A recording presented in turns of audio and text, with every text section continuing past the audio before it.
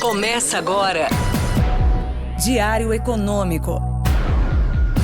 Um oferecimento do Canal Rural. Uma análise das principais informações que impactam os mercados, A economia global e do Brasil. Apresentação Marco Caruso.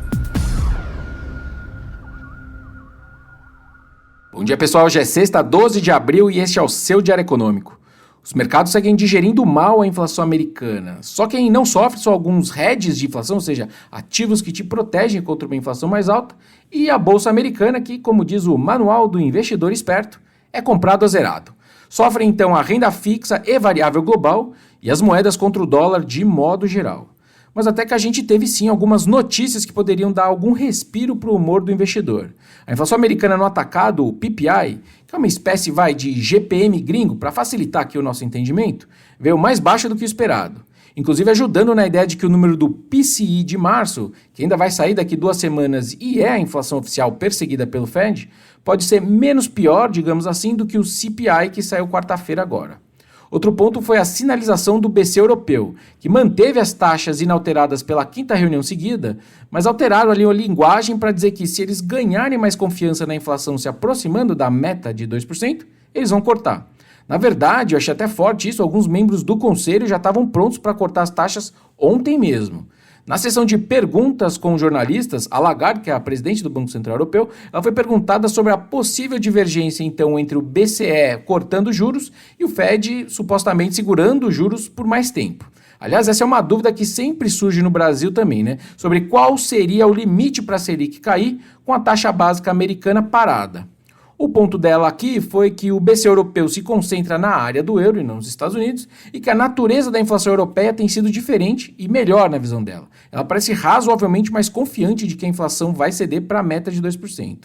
O euro até que caiu pouco dado o diferencial de juros que está se abrindo, ou seja, a Treasury de 10 anos dos Estados Unidos está mais de 2 pontos percentuais agora acima do 10 anos alemão, e é uma diferença que a gente não via desde o pré-Covid. E geralmente quando isso acontece, isso conversa com uma moeda mais fraca lá na Europa. Fica aí então um argumento para um euro mais fraco.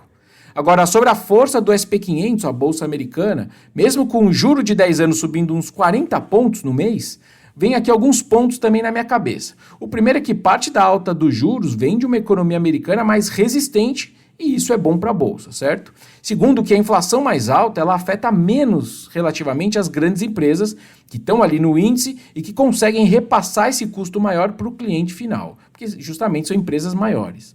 A soma disso tudo talvez ajude a explicar, por exemplo, por que os analistas estão prevendo que a média das empresas que compõem o SP500 vão ver os seus lucros por ação subindo uns 4% nesse primeiro trimestre de 2024, dados aí da Bloomberg Intelligence. Vindo para o Brasil agora, a atividade segue voando nesse começo de ano. O varejo veio bem mais forte que as projeções e a gente vai ver o setor de serviços daqui a pouco. Do varejo, o crescimento de fevereiro é o maior desde maio de 2021, justamente quando a economia ainda estava se recuperando dos impactos da pandemia, acelerando. O comércio mais dependente de renda está crescendo mais de 9% sobre o ano passado e deve estar, obviamente, se beneficiando não só desse emprego e renda do trabalho que estão mais fortes, como também do caminhão de dinheiro que entrou na economia com o pagamento de precatórios que eram devidos pelo governo federal. Entrou agora na virada do ano. Mas agora o comércio que é mais sensível ao crédito também está avançando uns 4% contra 2023, seguindo a melhora das condições de crédito para a pessoa física e a rampada também que a gente está vendo da construção civil, que tem me surpreendido positivamente. E, obviamente, a venda de carros que continua bombando 16% anual aí. Brasileiro na primeira brecha troca de carro, né? Impressionante. A consequência disso é que o nosso PIB já pode ser ainda melhor do que os 2% que eu comentei outro dia, dado o tamanho da surpresa de ontem. E também que, mais uma vez, não tem grandes motivos para o juro brasileiro ser muito mais baixo, certo? Bom dia, bons negócios e sorte sempre. Você ouviu? Diário Econômico. Um oferecimento do Canal Rural.